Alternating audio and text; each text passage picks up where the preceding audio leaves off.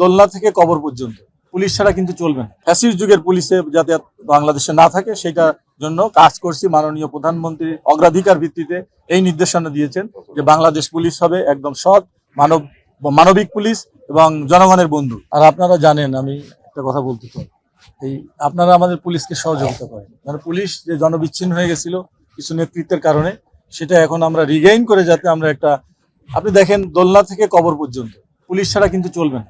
কারণ হাসপাতালে শিশুর জন্ম হওয়ার পরে আপনার শিশুটা হাসপাতাল থেকে চুরি হয়ে যাচ্ছে, সেখানেও পুলিশ দরকার।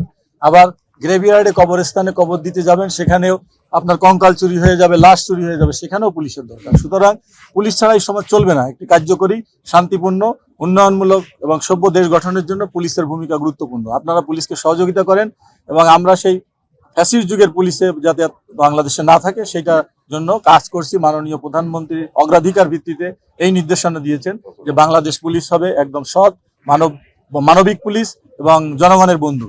ধন্যবাদ। ইতিমধ্যে হাইওয়ে পুলিশ, জেলা পুলিশ এবং অন্যান্য সংস্থা, পুলিশের অন্যান্য সংস্থাকে বলা হয়েছে যে ট্রাফিক পুলিশের পাশাপাশি তারা দায়িত্ব পালন করবে এবং সড়কে যাতে অনাকাঙ্ক্ষিত কোনো গাড়ি অতিরিক্ত সময় দাঁড়িয়ে থেকে ট্রাফিক কনজেশন তৈরি না করে সেই ব্যাপারে আমি নির্দেশনা দিয়েছি পুলিশের কোয়ার্টার থেকে সকল ইউনিটকে।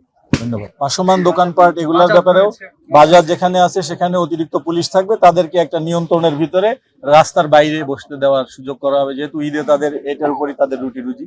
সুতরাং এ ব্যাপারে আমরা কনসার্ন এবং তাদেরও যেন কোনো ক্ষতি না হয়, ঈদের আগে তারাও যেন স্বাচ্ছন্দ্য ঈদ করতে পারে। সবাই মিলে আমরা একটা সুন্দর পরিবেশ তৈরি করব।